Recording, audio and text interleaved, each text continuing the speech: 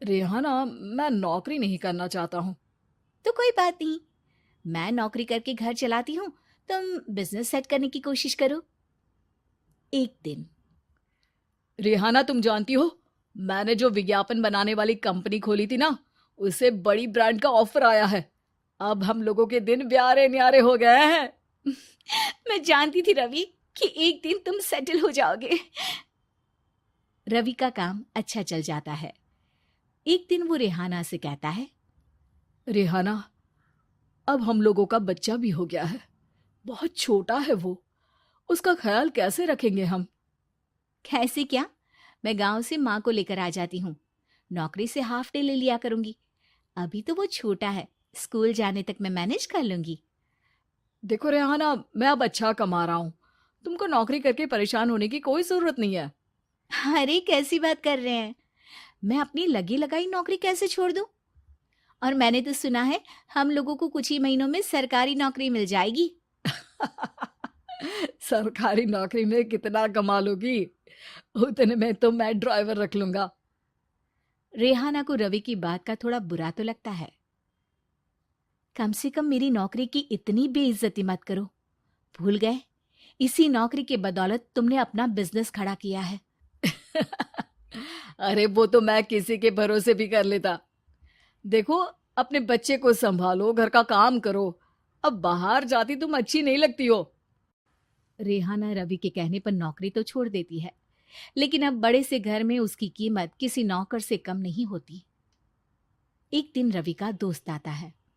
भाभी, हम लोग तो आपको तब से जानते हैं जब से आप लोग शादी होकर इस शहर में आए थे।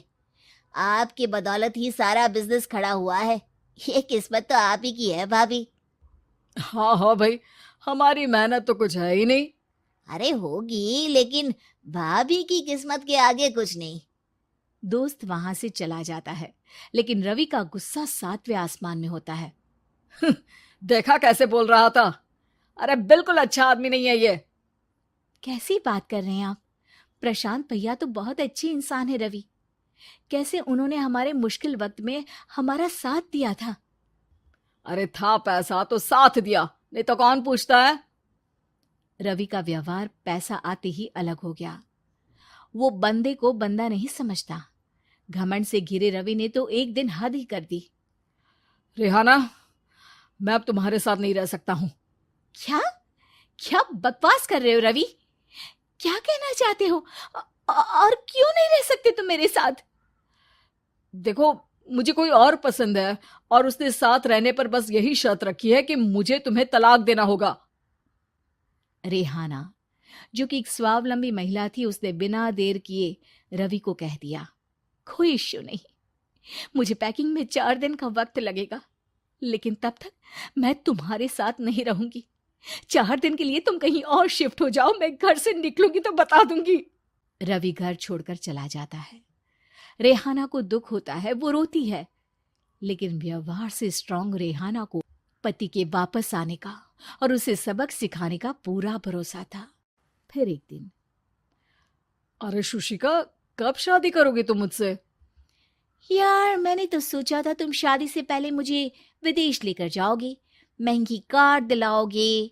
अरे सब दिला दूंगा, लेकिन पहले मुझसे शादी तो कर लो। हाँ हाँ, क्यों नहीं। मैं कुछ दिनों के लिए अपने मम्मी पापा के पास जा रही हूँ और लोगों से अपनी शादी की बात करूंगी।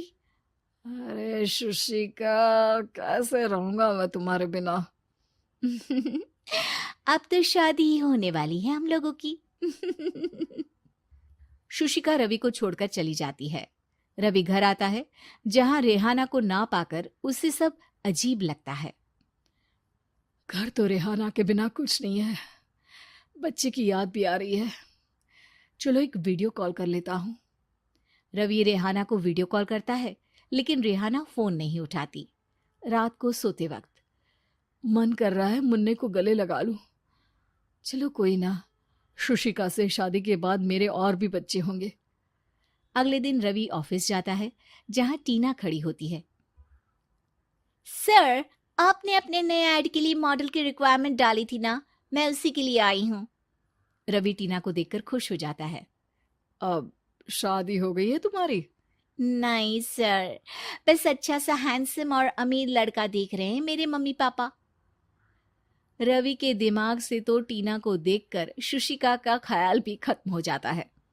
अरे यार, ये लड़की मिल जाए कितनी सुंदर है।